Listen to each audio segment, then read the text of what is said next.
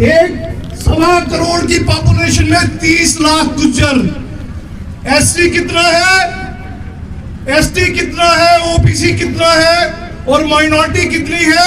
90%।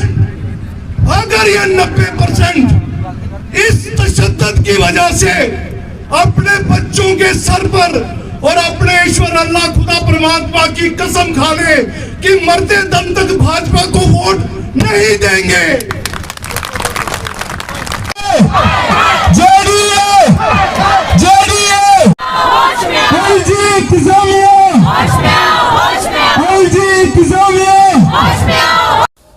जम्मू के रूपनगर इलाके में 11 जनवरी को जम्मू डेवलपमेंट अथॉरिटी ने एनक्रोचमेंट ड्राइव के तहत 25 घरों को मुनहदम किया था। गुज्जर कबीले से वाबस्ता अफराद 31 दिन गुजर जाने के बाद भी आज तक धरने पे बैठे हुए हैं और एलजी इंतज़ामिया से मुदाखलत की अपील कर रहे हैं। आज के धरने में बाकी कम्युनिटीज़ से वाबस्ता अफराद ने भी उनके इस दुख में शिरकत करके हमदर्दी का इजहार किया। हम 32nd डे है आज इस धरने का। ये सिर्फ आज शुरू नहीं किया बल्कि 32 दिन हो गए हैं। सरकार से ये गुजारिश की जा रही है कि 1947 से जो लोग इस ज़मीन पर काबिज हैं, जो कि जंगलात की ज़मीन थी, जेडीए को ट्रांसफ़र 1980 में की गई थी, लेकिन पोजेशन तब भी इन लोगों के पास था, आज भी इन्हीं लोगों के बीच में है। लेकिन 2014 में जेडीए कहता है कि हमने इस ज़मीन पर कोई कॉलोनी बनाई, जबकि पोजेशन जेडीए के पास नहीं था, पोजेशन इन्हीं लोगों के पास था। कागजों में कॉलोनी बना करके जेडीए ने बेच दी हुई है और आज इन लोगों के 11 जनवरी 2022 को इनके मकान तोड़ दिए थे।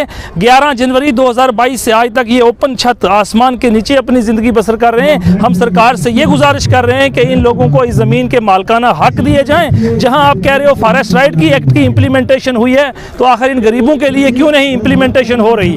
हम 32 दिन से सरकार से गुहार लगा रहे हैं कि इन लोगों को इस ज़मीन के मालकाना हक दिया जाए। दूसरी हमारी ये डिमांड है सरकार से कि जो इनके मकान, जो इनके बने हुए घर जो थे, उनकी इलीगल डेमोलेशन हुई है, उस डेमोलेशन को आप कंपनसेट करें, क्योंकि ये 80-80, 90-90 साल के बुजुर्ग लोग हैं। आज इनकी ये कैपेसिटी नहीं है कि ये अपने मकान बना पाए। यहाँ तमाम धर्म के लोगों ने इस चीज़ का कंडेम्ड किया, इलीगल डेमोलेशन का।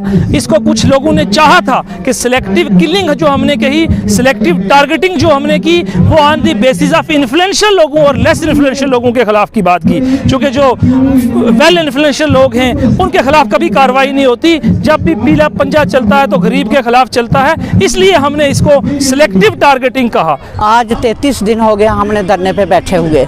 वो देखो सामने हमारे घर तोड़ दिए हैं, मेरे बच्चों के घर तोड़ दिए हैं। इधर भी हम 8 भाई हैं, हमारे 8 के तोड़ दिए हैं। हम आज इतने दिन हो गए इधर बैठे हुए, हमारी आज तक कोई बात नहीं किसी ने सुनी। तो फिर हम इधर बैठे, खाना शाना जो लोग देते हैं हमें, हमारे जो छोटे छोटे बच्चे घर से बेघर कर दिए। सुबह आके 5 बजे तो हम घर से बेघर कर दिए। तो हम उस दिन से लेकर बाहर ही बैठे हैं, आज तक हमारी किसी ने बात नहीं सुनी। मैंने उनके आगे हाथ जोड़ कर कहा हमारे घर नहीं तोड़ो, हमारे घर नहीं तोड़ो, हम कहाँ जाएंगे, हमारे पास और करने के लिए कोई जगह ही नहीं है। हम 1947 से पहले के हमारे बुज़ुर्ग बैठे हुए थे, उनके बाद हमारे सास ससुरा भी आए, उनके बाद सहुरे पड़सोरे से पहले की बात कर रही हूँ, वो सहुरा ससुर जी भी आए, उनके बाद हम भी आए। हम भी बूढ़े हो गए हैं, 60 साल मेरी शादी ने हो गए हैं। आज तक हम इधर ही बैठे हुए थे। वो नीचे वाली ज़मीन थी, उधर हम घास, इधर भी तो उधर भी घास लगाते थे अपने गाय भैंसों के लिए। उनको काटते थे, उनको डालते थे, तो दूध बेचते थे, काम करते थे। और रहने के लिए बड़ी मेहनत मजदूरी करके हमने अपने छोटे छोटे घर बनाए थे। बताइए हम कहाँ जाएँ, हमारे पास कोई जगह नहीं है। यही जगह हमारे पास, उन्होंने बुलडोजर लगाए तो सब घर तोड़ दिए। अब उसके बाद थोड़े दिनों के बाद उन्होंने इधर काम भी लगाया है। काम लगा के इधर लगाते लगाते पहले बोलते थे, जब पहली बार आए तो उन्होंने हमें बोला था जे बाढ़ से ऊपर आपकी जगह रहेगी, नीचे हम काम लगाएंगे। जे हमने उन्होंने कब्जा कर लिया, फिर हम चुप हो गए। उन्होंने काम लगाया है नीचे। कल आज 2-3 दिन हो गए वो ऊपर भी आ रहे हैं, जहाँ आ रहे हैं, जहाँ ये गाड़ी है ना काली वाली, इस गाड़ी के पास आ गए। हमने कल उनके आगे हाथ जोड़े, हमने बोला नहीं तंग करो, हमारे घर पहले ही आपने तोड़ दिए, हम इधर बैठे हैं, जो हमारी ज़मीन छोड़ दो। नीचे वाली तो आपने ले ली, ऊपर वाली छोड़ दो, हम कहाँ जाएंगे, हमारे पास और कोई जगह नहीं। जम्मू कश्मीर की तमाम पॉलिटिकल पार्टीज़ यहाँ पर मौजूद हैं, डिफरेंट ऑर्गेनाइजेशंस यहाँ पर मौजूद हैं, और उसके अलावा जो टॉप पर्सनैलिटीज़ हैं वो यहाँ सारे मौजूद हैं, जिसमें हमारे एक्स MP शेख अब्दुल रहमान साहब, बहुत सारे MLA, DDC, BDC और उसके अलावा बहुत सारे MLA यहाँ मौजूद हैं, उन सब ने यही आज कहा है कि LG एडमिनिस्ट्रेशन जल्दी से जल्दी इन लोगों का फैसला करे और दो ही डिमांड हमारी केवल है कि इनको मालिकाना हक की ज़मीन के दिए जाएं और दूसरा जो इनके मकान गिरा दिए हैं उनकी कंपनसेशन इन लोगों को दिया जाए। फिर उसके बाद जो ज़मीन बचती है वो आप इनकी पोजेशन लें, लेकिन अभी फैसला सरकार ने नहीं किया। इलीगली पोजेशन जो है वो लिया जा रहा है, ज़बरदस्ती लिया जा रहा है, जबरन लिया जा रहा है। एक तरफ से सरकार कह रही है हम इनका फैसला करने वाले हैं और दूसरी तरफ से ये सारी कार्रवाई चल रही है। ये दोहरा मापदंड सरकार का हमें समझ नहीं आ रहा।